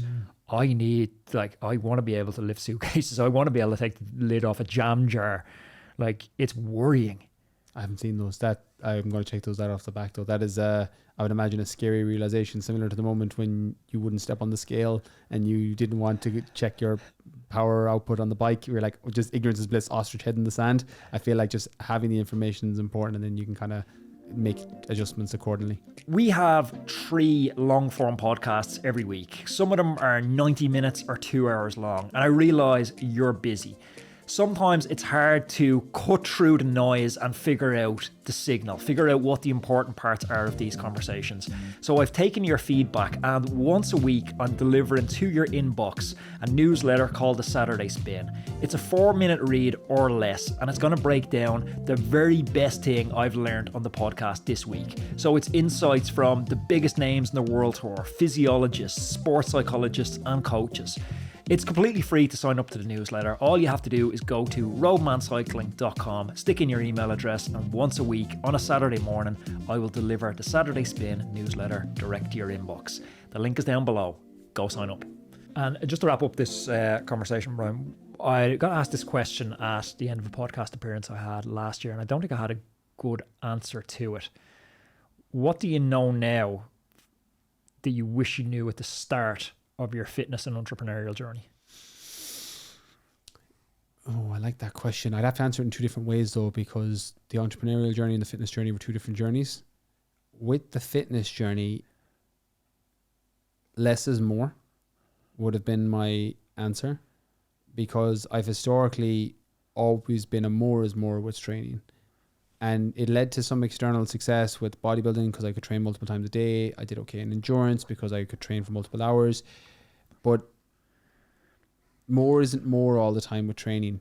And because of my background now with strength and conditioning, with nutrition, working with people, I'm more mindful of the research and then taking what's applicable and adjusting what's not. But I was I won't even say bro science. I just assumed doing more equals more. So now you've changed to you're looking for an adaptation rather than just ticking off completed boxes. 100%. And on top of that, I would also say that your training is more for your mental health than your physical health. Yeah, that's really good. Yeah, that's for me now. It's been mindful that it's the mental side that serves the most benefit. It's the real accelerator, force multiplier for me. So it needs to be in my life in some shape or form always. I didn't have that awareness when I started. Now I started my fitness journey probably earlier than most. I was lifting weights at 13. I was in a gym at 16, and I've been going to the gym 5-6 days a week for 20, what's that, how many years? I can't math the math. 21 years. Very unsexy when people are like how would you get in shape? 100%. 21 years, 5 days a week. I had a lad ask me in the gym, in the sauna one of the days. He was like, he goes, "You the fella that do the ultra marathons?" I said, well, I'm a fella who does ultra marathons. I don't know if I'm the fella you're referring to. He goes, "You're Branky Fitness." I said, yeah. He goes, "How are you so big?" And I was like, oh, well, I train well and I eat well. Ah, jeez. He goes, "And you're able to do those marathons?" I said, "Well, I've done them in the past when I trained for them, yeah." He was like, "What do I have to do for that?" I said, "Well, like, I've been doing it 21 years, 5 days a week." And he went, "Oh." And his face just dropped. And I was like, yeah, it's not. I just looked at him and I was like, it's not so impressive when I tell you, is it? The best part of that is you don't even have a name anymore. You've graduated to having a title. It's you're D. Brian Keane Fitness. Yeah, that was it. Yeah. So, and it was, that was it. That's literally true story that happened about 2 months ago. And it's not sexy when you hear it. And that's the thing. Like, when I do ultra marathons and I was doing those events, I still held all my size and muscle, and people couldn't figure that out. I tried to drop size. I did everything in my power to lose weight and size for the 100 miler in Vegas, in Nevada, because I'm like, I can't be carrying 83 kilos of blocky muscle around a 100-mile race. And I couldn't. I went calorie deficit. I stopped lifting. Genetics are wild for that though. We had a runner on last week, Anthony O'Brien, and I used to ride the bike with him. He's moved across to running in the last year, and he's putting down some good times. Like he's I think around 14:45k. And in his words, real dub, he's like, "Bro, I haven't done a bicep curl in 6 years." And he's painted into his t-shirt. Yeah.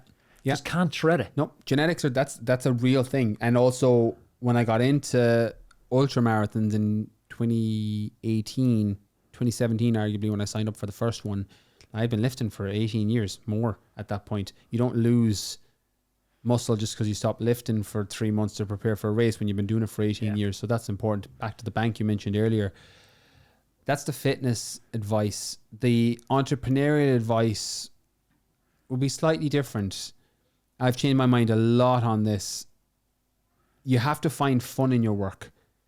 And I went through a phase where work felt like a chore, and training was the same. So there is actually overlap here. When I would train for bodybuilding shows, I'm a fitness person. I love to work out. I love to push myself. I love CrossFit workouts. I love training hard. I love lifting weights. I love that. Running, I'm not a big fan of because I find it very, very difficult in terms of a movement pattern. I love the bike. I love the rower, but running I'm not great with. So I do it for other reasons versus the actual enjoyment. With training for bodybuilding shows and then with ultra marathons and adventure races after that, there's a point on a spectrum, on a scale, where training goes from fun to a chore. And I was blissfully blind to where that point was regularly. And I had to bring awareness to that. But also the same thing happens in work. Similar to what you said, we have actually lived nearly parallel lives in this when it comes to, like, I can work multiple hours a day and people are always shocked when I tell them I work about 20 hours a week. And because they're looking at content and multiple podcasts and books and clients and stuff like that. And I'm like, I do about 20 hours a week of hands-on work. You're thinking about it after because you're an entrepreneur and you're like, oh, I got ideas, and that technically doesn't count. But so I don't work an awful lot because I could work 60 hours a week. I have worked 60 hours a week in the early stages. I did the 60, 70 hours where you did more work than sleep. And that's fine in the beginning. And it got me from 0 to 1, probably got me from 0 to 3, to be honest. But what got me there couldn't get me to the next stage because I would burn out regularly. And it's back to what you talked about there, the floor. I would have days of 0 and weeks of 0 because I was so burnt out. So with work, for me, advice to myself was look for the fun and know that it's very fun to a point. This is extremely fun today because we got to do 2 podcasts. You were on mine, I'm on yours. I've got a couple of email things I need to do later, and that's it for the day. That's really fun. But if I had 7 podcasts and 10 client check-ins, that's a busy day. And it's not that fun. And there's days when you have to work out and you don't feel like it. There's days when you have to do your work and you don't feel like it. That's discipline 101. Do the things you have to do regardless of how you feel. That's a really good skill to develop. But if it's every day, it becomes a chore and then it's not fun anymore. And it might not be great advice to those listening, because if you're in the early stage and you're grinding, you can become addicted to that cortisol, addicted to that grind. But if it's not working anymore, it's time to change it. Same as anything. It's sunk cost fallacy. It's a stimulus. It's a stimulus. And that's it. And you need to be very mindful. I would argue that with a relationship, with the job, with your programming. If you're getting consistent days, you're like, oh my God, I'm so sick of the face of this person, or I can't get myself out of bed to work. I hate this job, or I can't bring myself into the gym. I'm dreading this. Something's wrong with your process somewhere. It might not be the thing that's the problem. It actually might be you're not sleeping well, you're not eating well, your energy management is out of balance. It could be something else, but there's like a problem. What you do in the gym. If you go to the, we've all seen those guys who go to the gym for 10 years, 3 times a week, literally make no gains. They make gains for maybe the first month, and then they adapt it to the stimulus and then never change the stimulus. I think we look at other areas of our life, even if we're super accomplished endurance coaches, endurance athletes, strength coaches, strength athletes, the analysis we put on our strength training or our fitness life is absent in our normal life. We don't look to change the stimulus when stuff is stagnant in our normal life. That's definitely something I've learned. And add on to that, that's beautiful advice for me and everybody else. Don't be domain dependent with your skill set. Your skill set that allows you to analyze your fitness and optimize what's important is the same skill set that can allow you to optimize other areas of your life. And we can have domain dependent knowledge. The example I use is there's a girl in one of my gyms. I train in 2 gyms. One of my gyms who every day her workout is on a Stairmaster, and she takes the lift, avoids the stairs to the Stairmaster every day. And I have a chuckle, and it still makes me laugh. 3 years on, still makes me laugh when I'm on the treadmill and I see her come out of the lift to go on the Stairmaster, avoiding the stairs. That's domain dependent knowledge. That's, you're doing this thing on a Stairmaster that you literally could have done on the stairs on the way up. So there's skill sets that we have in certain areas of life that will cross over. Some won't. One of the things that makes you a successful entrepreneur is you take full ownership of things. That's one of the reasons why I found my breakup so hard, because I owned all of it. When in a relationship, your 100% is only 50%. Yeah. And so not all of them cross over. That was something one of my best friends had to point out to me. My friend, who, Paul is his name, who's what I call my truth friend. He's the, I'd rather be kissed. Paul Dermody? Paul Dermody, yeah. On the podcast. Yeah, great. Yeah, Paul's amazing. Paul's an incredible human being. And Paul is my friend I go to when I'm like, tell me if my shit stinks. Like, tell me what like I'm not seeing something, tell me what's going on. And I remember Paul was like, you were taking way too much ownership of this whole thing.